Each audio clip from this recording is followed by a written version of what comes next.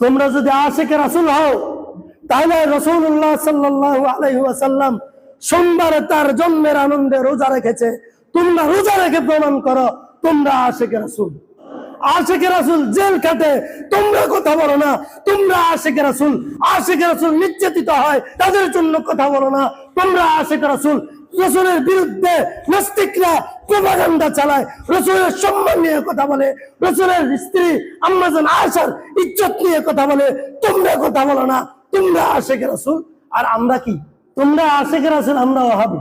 সুতরাং রবিউল আউয়ালের 12 তারিখ রাসূলের মৃত্যুবার্ষিকী, এটা নিশ্চিত জন্মদিন, এটা অনিশ্চিত। মাথা থাকবে তো ইনশাআল্লাহ।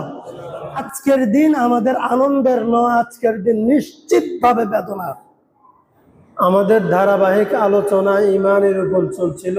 আলোচনার ধারাবাহিকতায় আমার ইচ্ছে ছিল আজকের আলোচনা করে ইমানের আলোচনাটা সমাপ্তি টানব, কিন্তু রাসূল করিম সাল্লাল্লাহু আলাইহি ওয়াসাল্লামের একটা অভ্যাস ছিল, যখন কোনো প্রেক্ষাপট তৈরি হতো সে প্রেক্ষাপটকে সামনে রেখে আলোচনা করতেন।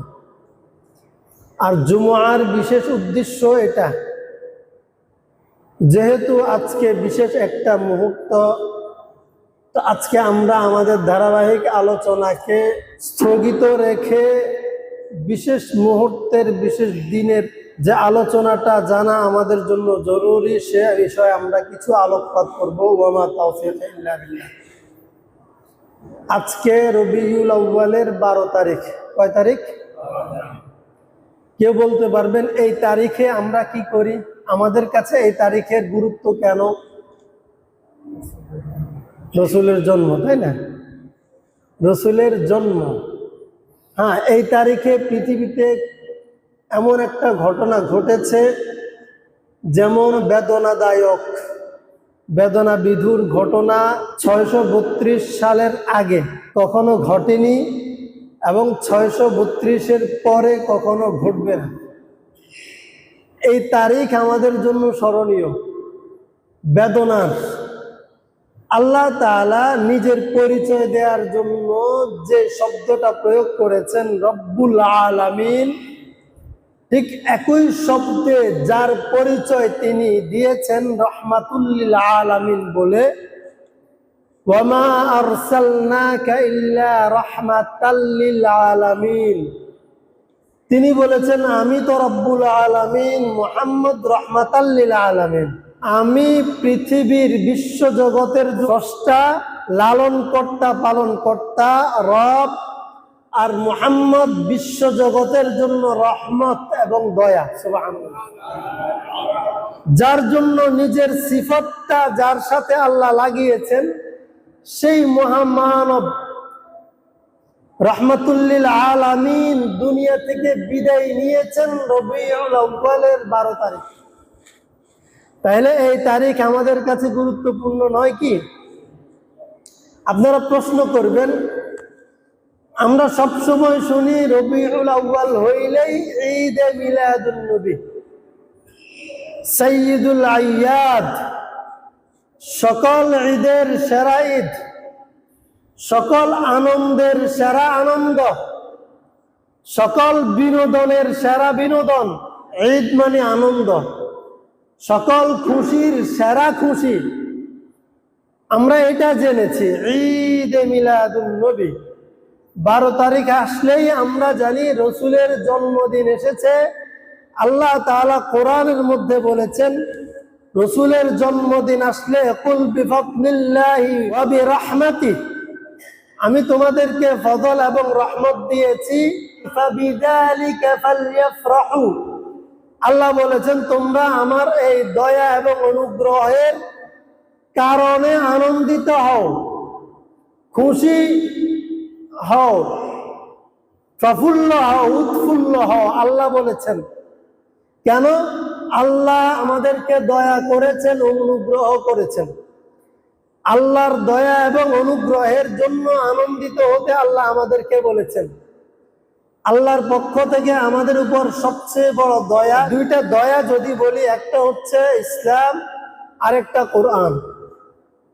ইসলাম আমাদের উপর আল্লাহ তাআলার দয়া, কোরআন আমাদের জন্য আল্লাহ তাআলার দয়া। ইসলাম এবং কোরআন যাকে কেন্দ্র করে দিয়েছেন সে আমাদের জন্য দয়া নয়? তিনি কে? নবী মুহাম্মদুর রাসূলুল্লাহ সাল্লাল্লাহু আলাইহি ওয়াসাল্লাম। এই আয়াতের ব্যাখ্যা যেভাবে করি, যদি ইসলাম করি, যদি কোরআন করি, তবুও কোরআন এবং ইসলাম আমরা পেয়েছি নবী মুহাম্মদুর রাসূলুল্লাহ সাল্লাল্লাহু আলাইহি ওয়াসাল্লামের মাধ্যমে, তার হাত ধরে পেয়েছি। তাহলে তিনিও আমাদের জন্য দয়া। আরেকটা আয়াতে তো স্পষ্ট আল্লাহ বলে দিয়েছেন রাহমাতাল লিল আলামিন। তাহলে আমরা যদি এক আয়াতের ব্যাখ্যা আরেক আয়াত দিয়ে করি, তাহলে আমরা এটা বুঝতে পারি আল্লাহ নবীকে আমাদের জন্য দিয়েছেন, এজন্য আমরা যেন আনন্দিত হই। এখন নবীর উম্মত হয়েছি, নবীকে আমরা পেয়েছি, জীবিত পাইনি, কিন্তু নবীর উম্মত হওয়ার সৌভাগ্য লাভ করেছি। আমরা খুশি না বেজার? খুশি কিনা? আল্লাহ খুশি হতে বলেছে, আনন্দিত হতে বলেছে। কিন্তু বিপত্তি ঘটে এখানে এসে। নবীর আনন্দে আমিও খুশি, নবীর আনন্দে বেদাতিরাও খুশি। কিন্তু দুর্ভাগ্যজনক ভাবে আমার সন্তান জন্মের আনন্দ যদি আমি বাবার মৃত্যুর দিনে পালন করি, ব্যাপারটা কেমন হয়? আনন্দ বেশি হবে না বেকুবি হবে? এটা কি ব্যাককল না জ্ঞানী? হ্যাঁ, বলেন না, বলেন বলেন। বাবার মৃত্যুর দিন সন্তান জন্মের আনন্দ যদি করি, কেক কাটি, এটা কি বোকামি না জ্ঞান মানুষের কাজ? মানুষ কি বলবে? কত বড় হারামি! বাবার মৃত্যুর দিন সে সন্তান জন্মের কেক কাটে, হারামি বলবে না? অবশ্যই বলবে, যার বিবেক আছে। এখন আসেন, প্রতিটা মানুষের জন্ম আছে, মৃত্যুও আছে। তো আমাদের জন্য আল্লাহ যে নবীকে বিশেষভাবে রহমত করে দিয়েছেন, তার মৃত্যু হয়েছে 12 তারিখ, জন্ম হয় নাই কখনো? নাকি জন্ম হয়েছে? তাইলে আমি তার মৃত্যুতে যেমন ব্যথিত হব, তার জন্মে তো আনন্দিত হব, হওয়া দরকার। আমার সন্তান জন্ম হলে আমি আনন্দ পাই, আমার নবীর জন্ম হয়েছে, আমি আনন্দ পাবো না? অবশ্যই পাবো। একটা হচ্ছে সন্তান জন্ম হয়েছে, এই খুশি আমার প্রতিদিন। আরেকটা হচ্ছে কখন সন্তানের জন্ম হয়েছে ওই সময়টা নির্ধারণ করা, নির্বাচন করা, ওই সময় মিনিট নির্ধারণ করে কেক কেটে আনন্দ করা। আর বিশেষ খুশি যদি পালন করতে হয়, জন্ম কবে হয়েছে, কখন হয়েছে, নিশ্চিতভাবে সেই সময়টা জানা জরুরি। জরুরি কিনা? জরুরি। রাসূল কারীম সাল্লাল্লাহু আলাইহি ওয়াসাল্লামের যখন জন্ম হয়েছে, তখন পৃথিবীর কেউ কি জানতো এই সন্তান বিশ্বের মহামানব হবে? বলেন, জানতো? তার মা জানতো, দাদা জানতো, তার যে চাচা আবু লাহাব ভাতিজার জন্মে আনন্দিত হয়ে ওট জবাই করে মানুষদেরকে খাইয়েছে, গরিবজ করিয়েছে। ছোট ভাইয়ের ঘরে একটা ফুটফুটে ছেলে সন্তানের জন্ম হয়েছে, ছোট ভাইয়ের ছিন্ন নিশানা মুছবে না, উজ্জ্বল হয়ে আসছে। এই সংবাদ শুনলে ভাইদের আনন্দ হয় না? আনন্দ হয়। আবু লাহাবকে তার দাসী সুহাইবা যখন বলেছে, আমার মনিব, আপনার মৃত ভাইয়ের ঘরে ফুটফুটে সুন্দর একটা ছেলে সন্তানের জন্ম হয়েছে, এই সংবাদ পেয়ে সে এত খুশি হয়েছে, এত আনন্দিত হয়েছে, আনন্দের আতিশয্যে সে তার বাদীকে বলে যে তুমি মুক্ত, তুমি আমাকে আজকে এত আনন্দের সংবাদ দিয়েছো, যাও, তোমাকে আমি আজাদ করে দিলাম, দাসী থেকে মুক্ত করে দিলাম। সুবহানাল্লাহ। মুক্ত কে করেছে? আবু লাহাব করেছে। কার জন্মে? মুহাম্মদের জন্মে। মুহাম্মদকে তার ভাতিজা, খুব খেয়াল করবেন।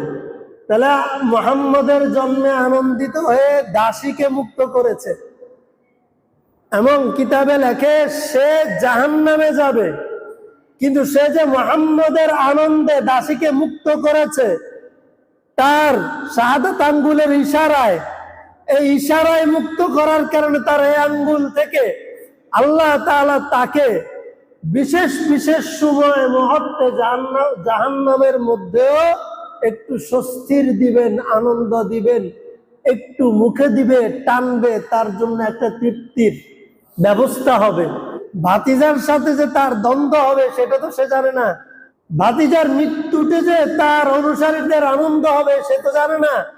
এই জন্য এই ভাতিজার জন্মদিন লিখে রাখার প্রয়োজন তারও হয় নাই, আনন্দ হয়েছে তাৎক্ষণিক। ঠিক এইভাবে মুহাম্মদুর রাসূলুল্লাহর জন্ম হয়েছে। যখনই জন্ম হয়েছে তখন অগ্নি পূজারীদের যে পূজনীয় আগুনটা, ঝড় তুফান কোন বাতাস যে আগুন কখনো নিভাইতে পারেনি, হঠাৎ করে শোবে সাদিকের সময় ফজরের পূর্ব মুহূর্তে ওই মহা অগ্নিকাণ্ড ধপ করে নিভে যায়। তাদের রাজপ্রাসাদ কেঁপে উঠে, গম্বুজগুলো মিনারাগুলো ভাঙতে শুরু করে। এমন এক কর্মকাণ্ড ঘটে পৃথিবীতে যেটা কেউ কখনো কল্পনা করেনি। এটাও ঘটেছে, কিন্তু কেন ঘটেছে কেউ জানে না। কেন ঘটেছে? এই সন্তানের জন্মের মুহূর্তে ঘটেছে। যখনই জন্ম হয়েছে সন্তানের মা দেখে তার পেট থেকে একটা উজ্জ্বল আলো বের হয়েছে। এই আলোর রৌশনীতে, আলোর প্রজ্জ্বলতায়, আলোর চমকে সিরিয়ার রাশাদ উজ্জ্বল ভাবে দেখা যায়। সেও জানে, কিন্তু কেউ বুঝে না এ সন্তান কে হবে। এই জন্য লিখে রাখে নাই কেউ। এখনকার মতো এত প্রযুক্তিও ছিল না যে মুহাম্মদের জন্ম হয়েছে লিখে রাখো। তবে একটা ঘটনা আছে, মানুষ এই কথা বলতে পারে, মুহাম্মদের জন্মের আগে মক্কায় একটা ঘটনা ঘটেছে যেটা স্মরণকালের ঘটনা। আলাম তারা কাইফা ফাআলা রাব্বুকা বিআসহাবিল ফিল, সূরা ফিলের যে ঘটনা, সেই ঘটনা যেই বছর ঘটেছে মুহাম্মাদের জন্ম সেই বছর হয়েছে। ঘটনা কি? আব্রাহা বাদশাহ সে মক্কা কাবা বাইতুল্লাহকে ভাঙার জন্য হাতি নিয়ে মক্কা এসেছে। মক্কার মানুষ জীবনের আগে হাতি চোখে দেখে নাই। প্রথমবারের মতো মক্কার জমিনে হাতির পাড়া পড়েছে। হাতি নিয়ে সে বাইতুল্লাহ ভাঙার চেষ্টা করেছে, কিন্তু আল্লাহর কুদরতি ভাবে সে বাইতুল্লাহ তো ভাঙতে পারেনি। কিন্তু আসমান থেকে সবচেয়ে ক্ষুদ্র দুর্বল ঝাঁকে ঝাঁকে ক্ষুদ্র ক্ষুদ্র পাখি এসে সরিষার বিচির মতো ছোট ছোট পাথর দিয়ে আসমান থেকে বুমবিং করে এই আব্রাহাকে তার হস্তি বাহিনী সহ সমূলে ধ্বংস করেছে। ভুসির মতো খড়কুটোর মতো তাকে একবারে নিঃশেষ করে দিয়েছে। এই মহা ঘটনা যেই বছর ঘটেছে সেই বছর মুহাম্মদের জন্ম হয়েছে। এই জন্য মক্কার মানুষ একথা মনে রেখেছে, যেই বছর হস্তি বাহিনীর ঘটনা ঘটে ধ্বংস হয়েছে, যেই বছর আওয়াবিলের সহযোগিতা এসেছে, যেই বছর আল্লাহ তাআলা বিশেষ ব্যবস্থাপনায় বাইতুল্লাহ শরীফকে জালেম আব্রাহার হাত থেকে রক্ষা করেছে, সেই বছর মুহাম্মদের জন্ম হয়েছে। এইটা সবাই বলতে পারে। কোন মাসে জন্ম হয়েছে এটা বলতে পারে না। কোন তারিখে জন্ম হয়েছে এটাও বলতে পারে না। কোন দিনে জন্ম হয়েছে এটাও বলতে পারে না। সবাই জানে যে হস্তি বাহিনীর বছর মুহাম্মদের জন্ম হয়েছে। এখন আমি যে মুহাম্মদের জন্মের আনন্দ কেক কাটবো, তার তারিখ ধরে ধরে কিভাবে কাটবো যদি তারিখটাই না জানি? প্রথম সমস্যা। 2 নাম্বার, মুহাম্মদ যখন রসুল হয়েছে, রসুল হওয়ার পর যখন মুহাম্মদের মৃত্যু হয়েছে, তখন তো সবার মধ্যে একটা প্রবণতা তৈরি হয়েছে, শত্রুরও ইচ্ছা করে তার শত্রুর জন্ম তারিখ লিখে রাখতে, তার শত্রুর জীবন লিখে রাখতে। শত্রুরও ইচ্ছা করে আনন্দের দিন তার শত্রুর মৃত্যুর ক্ষণ সেটা লিখে রাখতে। বন্ধুরও ইচ্ছা করে আমার বন্ধু মহামানব মক্কার যদি মুহাম্মদের জন্ম হয়েছে কবে সেই তারিখটা একটু লিখে রাখি, দেখি আমরা তথ্য তালাশ করি, গবেষণা করি, পর্যালোচনা করি। মুরব্বী যারা আছে আমরা সমাজে বুড়াদেরকে জিজ্ঞেস করি, আপনি বলতে পারবেন ঘটনাটা কবে নাগাদ ঘটেছে? বলি না? বলি কিনা? মুরব্বীদেরকে জিজ্ঞেস করি, মুরব্বী আপনি তো, আপনার যে বয়স হয়েছে সেই সময় আপনার জীবিত থাকার কথা, আপনি যুবক ছিলেন হয়তো, দেখি একটু চিন্তা করেন তো কবে নাগাদ হয়েছে ঘটনাটা। বলতে পারেনি, একটু একটু মনে করার চেষ্টা করেন। তো মুরব্বীরা একটু একটু মনে করার চেষ্টা করে, কিবারে হয়েছে, কত তারিখে হয়েছে, কোন মাসে হয়েছে, কেউ পুরোপুরি মনে করতে পারে না। শত্রু মনে করতে পারে না, বন্ধুও মনে করতে পারে না। এই রহস্য, এই তারিখ একবারে কাটায় কাটায় জানে একজন মহাসত্তা, যার নাম রব্বুল আলামিন। তিনি তো তাকায় তাকায় তামাশা দেখেন, দেখি দেখি আমার উম্মত, পৃথিবীর মানুষ আমার নবী মুহাম্মদের, আমার কলিজার টুকরা মুহাম্মদের, রাহমাতুল লিল আলামিন নবী মুহাম্মদের জন্ম নিয়ে পড়ে থাকে না, তার জন্মের পরের যে জীবন আদর্শ সেটা নিয়ে তারা ব্যস্ত থাকে। আমি একটু তামাশা দেখি। আল্লাহ তো সে রহস্যের উন্মোচন করেন না, তিনি তাকায় তাকায় দেখেন। আবার কেউ রসুলকেও জিজ্ঞেস করে না সাহস করে, নবী আপনার জীবনে লিখবো, একটু বলেন তো আপনার জন্মের তারিখটা কত? কেউ জিজ্ঞেস করে না। রসুলও কেন যেন সবকিছু বলে। বিবির সাথে অন্দর মহলে কিভাবে তিনি সময় কাটান সেটাও সাহাবীদেরকে জানানো হয়, শেখানো হয়। তার গোপন, তার প্রকাশ্য সবকিছু সাহাবায়ে কেরামকে জানানো হয়। তার দাড়ির কয়টা দাড়ি পাকনা ছিল সেটাও সাহাবায়ে কেরাম জানেন। তার চুল কয়টা পাকনা ছিল সেটাও নিশ্চিত ভাবে সাহাবায়ে কেরাম বলতে পারেন। তার নখ কাটার সিস্টেম কি ছিল সেটাও সাহাবায়ে কেরাম বলতে পারেন। তিনি তার বিবির সাথে কবে কয়দিন করে কোন বিবিকে সময় দিতেন সেটাও সাহাবায়ে কেরাম বলতে পারতো। তার বিবিরা কখন তার সাথে কোন বিষয় নিয়ে বিবি সুলভ আচরণ করে মান অভিমান করেছে সেটাও সাহাবায়ে কেরাম জানতে পারে।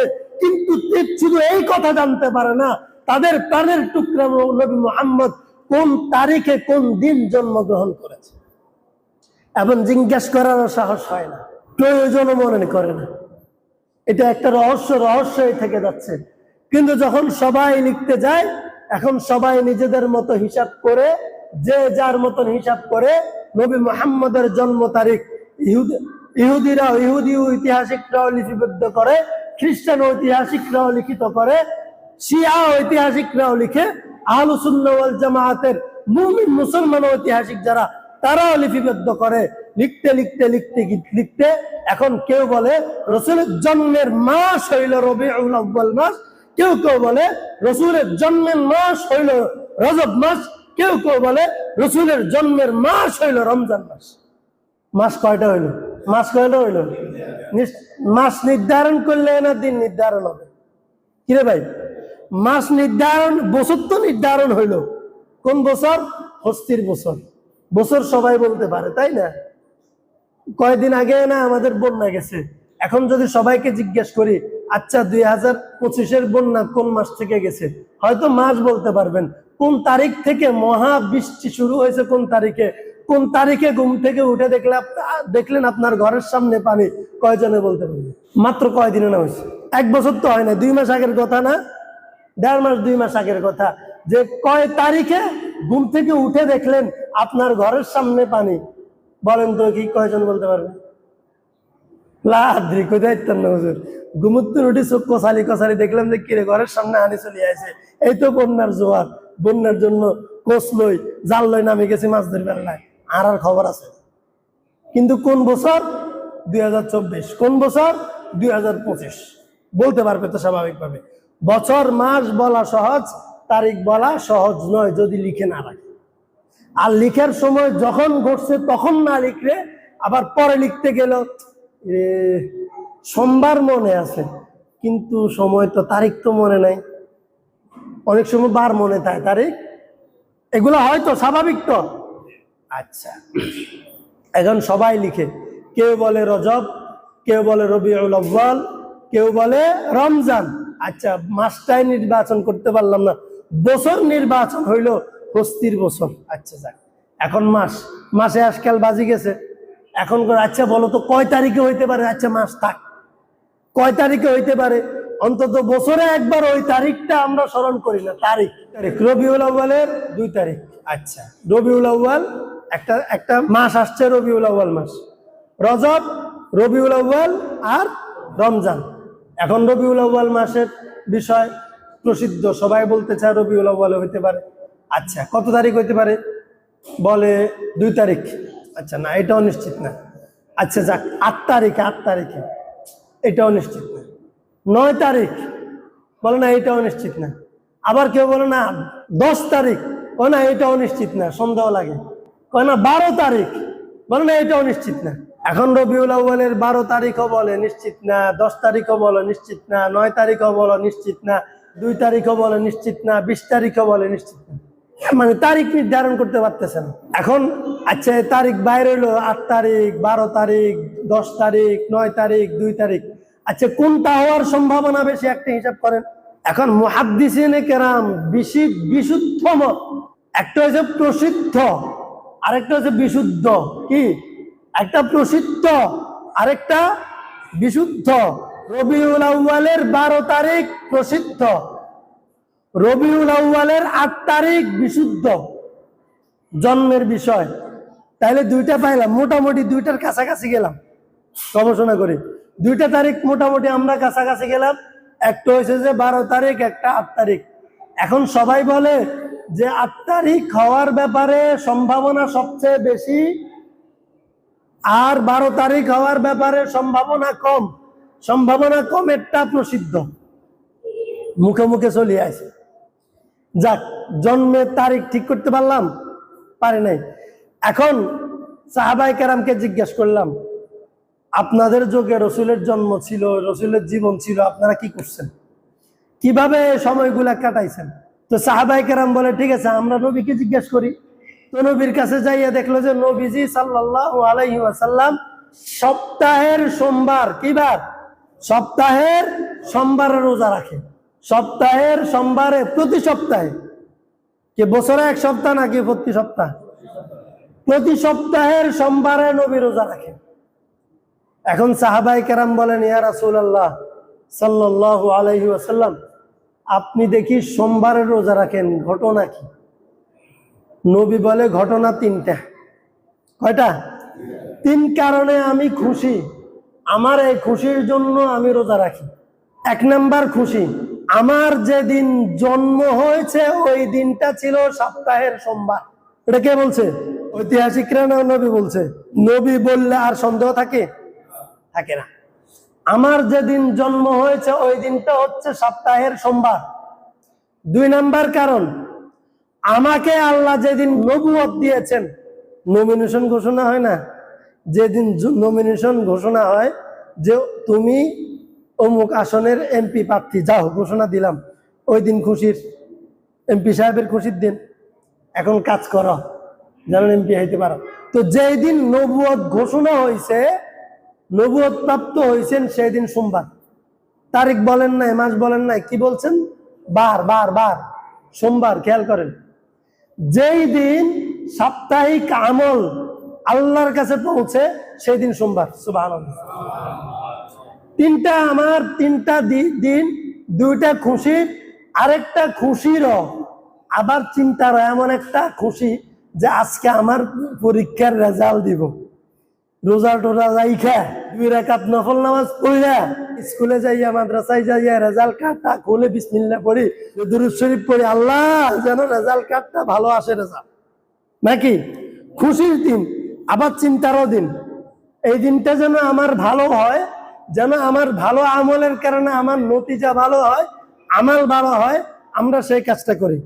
নবী করিম সাল্লাল্লাহু আলাইহি ওয়াসাল্লাম বলেন, এই দিন আমার আমল, সাপ্তাহিক আমল আল্লাহর কাছে পৌঁছে। এই জন্য আমি মনে করি ঠিক যেই মুহূর্তে আমার আমল আল্লাহর হাতে পৌঁছে, সেই মুহূর্তে আমি রোজাদার অবস্থায় থাকি। তাহলে 3টা মুহূর্ত, একটা জন্মের দিন, আমি জন্মের আনন্দে আমি রোজা রাখি সোমবারে। 2 নাম্বার, নবুয়তের আনন্দে আমি রোজা রাখি সোমবারে। 3 নাম্বার, আমার আমল নামা আল্লাহর কাছে পৌঁছে, এই জন্য আমি চাই আমার সেই হালতে আল্লাহর কাছে আমল পৌঁছুক যে অবস্থা আমি রোজাদার। এই 3টা একসাথ করে তিনি রোজা রাখেন। তাহলে এই 3টা কাজ সামনে রেখে রোজা রাখলে কোনোটার জন্য কি এটা কোনো ক্ষতি হয়, নেতিবাচক হয়? আমার সন্তানের জন্ম হয়েছে, আমি খুশি, এই জন্য রোজা রাখলাম। আমার বাবার মৃত্যু হয়েছে, আমি দুঃখিত, এই জন্য রোজা রাখলাম। বাবার মৃত্যুর কারণে আজকে রোজা রাখলাম, আমলটা হোক আমার পক্ষ থেকে, আমার আব্বার আমল নামায় সওয়াবটা পৌঁছক, আমার সন্তানের জন্য আমি রোজা রাখি। একই দিনে যদি বাবার মৃত্যু হয়, সন্তানের জন্ম হয়, আর বাবা এই জন্মর খুশি আর মৃত্যুর বেদনায় রোজা রাখে, কে বলার সুযোগ আছে? ব্যাককল পাষণ্ড মানুষ সন্তান, তুমি তোমার বাবার মৃত্যুর দিনে কিভাবে রোজা রাখো, এটা বলার সুযোগ আছে? না বলবো বাহ কি চমৎকার কম্বিনেশন, কি চমৎকার সমন্বয়, বাবার মৃত্যু সন্তানের জন্ম দুইটা একসাথে পালন করে রোজা রাখার মাধ্যমে। এতে তো কোনো সাংঘর্ষিক কিছু নাই, দুইটাই সারি গেল, হইল নি? দুইটার খুশি হইল নি? আর যদি কেউ ওই দিন ভুঁড়িবুঝ করে আনন্দ করে, কেক কাটে, একদল তো দেবো যাক সন্তানের জন্মে খুশি, আরেক দল করবো ব্যাককল বেকুব পাষণ্ড, বাবার অবাধ্য সন্তান, বাবার প্রতি মায়া দয়া ভালোবাসা সম্মান শ্রদ্ধা কিছুই নাই, বাবা মারা গেছে তুমি কেক কাটো, লজ্জা করে না? নির্লজ্জ না? ঠিক একই ঘটনা ঘটেছে আমাদের জীবনে, একই ঘটনা ঘটেছে। আমাদের প্রিয় নবী মুহাম্মদুর রাসূলুল্লাহ সাল্লাল্লাহু আলাইহি ওয়াসাল্লাম তার জন্মের তারিখ কখনো কাউকে বলেন নাই, সাহাবায়ে কেরাম শুনেন নাই। আল্লাহ রাসূল বলছেন খায়রুল কুরুনি করনি সুম্মাল্লাযীনা ইয়ালুনহুম সুম্মাল্লাযীনা ইয়ালুনহুম সুম্মা ইয়াবসুল কিসবা, যা আমার যুগ সবচেয়ে উত্তম যুগ, তারপরের যুগ উত্তম যুগ, তারপরের যুগ উত্তম যুগ, এরপরে আস্তে আস্তে ইসলামের ভিতরে ভেজাল ঢুকবে, জাল ঢুকবে, এবার বেদাত ঢুকবে। কুল্লু বিদআতিন দালালাহ ওয়া কুল্লু দালালাতিন ফিন্নার, প্রত্যেক বেদাত গুমরাহি, আর গুমরাহি মানুষ জাহান্নামে যাবে। নাউযুবিল্লাহ। এখন রাসূল তার জন্মের তারিখ বলেন নাই, কি বলেছেন? বার বলেছেন। কি বলেছেন? বার বলেছেন। আমাদের বার বাদ দিয়া তারিখ নিয়ে পারাপারি কেন? এখন রাসূলের জন্মের তারিখটা আমরা নিশ্চিত হইতে পারি নাই, পারছি, কিন্তু প্রসিদ্ধ তারিখ 12 তারিখ রবিউল আউয়াল রাসূলের জন্ম। এখন আসেন, জন্ম হইলে তার মৃত্যু আছে কিনা? রাসূলের মৃত্যু হয়েছে কিনা? আল্লাহ তাআলা কোরআনের মধ্যে বলেছেন ইন্নাকা মাইয়িত ওয়া ইন্নাহুম মাইয়িতুন, আপনি মরণশীল। কি কি রাসূল কি? ইন্নাকা মাইয়িত, আপনি মরণশীল, ওয়া ইন্নাহুম মাইয়িতুন, এবং অন্য সবাই মরণশীল। অন্য আপনার উম্মত যেরকম মরণশীল, আপনি নবীও মরণশীল। মুহাম্মাদুন কদ মাত, হযরত আবু বকর সিদ্দিক বলেছেন মুহাম্মাদুন কদ মাত, মুহাম্মদ অবশ্যই ইন্তেকাল করেছে, নিশ্চিতভাবে মুহাম্মদ ইন্তেকাল করেছেন। ইন্তেকাল যদি না করে, সাহাবায়ে কেরাম কি এত পছন্দ ছিল যে জীবিত নবীকে, যার জন্য নিজের জীবন, নিজের যৌবন, নিজের পরিবার, নিজের ব্যবসা, নিজের ভিটামাটি, নিজের মাতৃভূমি সবকিছু ত্যাগ করে দিয়েছেন, সর্বশেষ যার জন্য যার হাতে বায়াত করে নিজের জীবন উৎসর্গ করেছেন, সেই সাহাবায়ে কেরাম জীবন্ত নবীকে কবর দিয়েছে? বলেন, সেই সাহাবী জীবন্ত নবীকে কবর দিয়েছে? তাইলে নবী ইন্তেকাল করেছেন, আল্লাহ বলেছেন ইন্নাকা মাইয়িত, হযরত আবু বকর বলেছেন মুহাম্মাদুন কদ মাত, সাহাবায়ে কেরাম মুহাম্মদকে কবরস্থ করেছে, এই জন্য প্রমাণ হয়েছে মুহাম্মদের ইন্তেকাল হয়েছে। কত তারিখ? যেই দিন মুহাম্মদের ইন্তেকাল হয়েছে, যে আবু জাহল, যে উতবা, যে শাইবা, যে আবু লাহাব, যে আব্দুল্লাহ ইবনে উবাই, আব্দুল্লাহ ইবনে সাবা, যে মুনাফিকের গোষ্ঠী, যে কাফেরের গোষ্ঠী মুহাম্মদকে হত্যা করার জন্য বাইতুল্লাহ শরীফে তার গায়ের মধ্যে সিজদারত অবস্থায় উটের ভুঁড়ি তুলে দিয়েছে, তারা আনন্দিত হয়েছে না? যেই কাফেরের গোষ্ঠী মুহাম্মদকে হত্যা করার জন্য তার বাড়ি ঘেরাও করেছে, তারা আনন্দিত হয়েছে। যে কাফেরের গোষ্ঠী মুহাম্মদকে হত্যা করার জন্য বদরের প্রান্তরে অস্ত্রবাজি করেছে, তারা আনন্দিত হয়েছে। যে কাফেরের গোষ্ঠী মুহাম্মদকে হত্যা করার জন্য উহুদের প্রান্তরে রক্তাক্ত করেছে, সেই কুফাররা আনন্দিত হয়েছে। তারা আজকের দিন আনন্দের সাথে, খুশির সাথে লিখে রাখে আজকে আমাদের সবচেয়ে বড় শত্রু, মহাশত্রু ইন্তেকাল হয়েছে, এটা আমার আনন্দের দিন। শত্রুর মৃত্যু, শত্রুর আনন্দ, তাই না?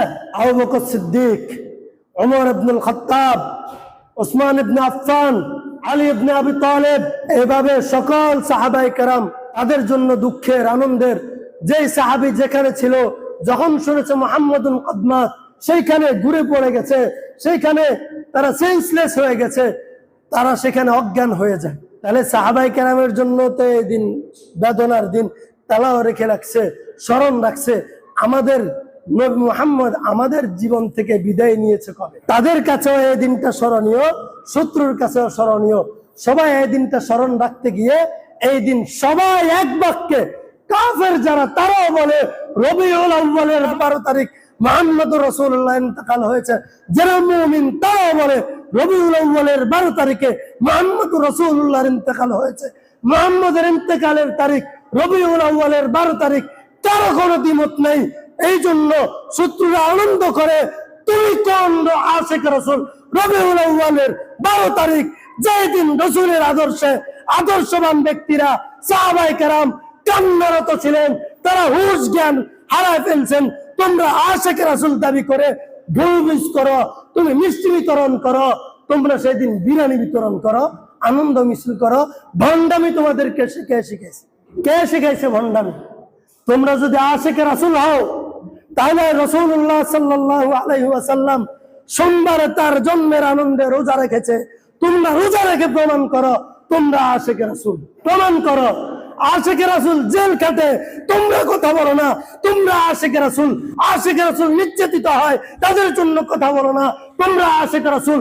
রাসূলের বিরুদ্ধে নাস্তিকরা প্রপাগান্ডা চালায়, রাসূলের সম্মান নিয়ে কথা বলে, রাসূলের স্ত্রী আম্মা জান আয়েশার ইজ্জত নিয়ে কথা বলে, তোমরা কথা বলো না, তোমরা আশিক রাসূল। আর আমরা কি? তোমরা আশিক রাসূল, আমরা ওয়াহাবি। সুতরাং রবিউল আউয়ালের 12 তারিখ রাসূলের মৃত্যুবার্ষিকী, এটা নিশ্চিত, জন্মদিন এটা অনিশ্চিত।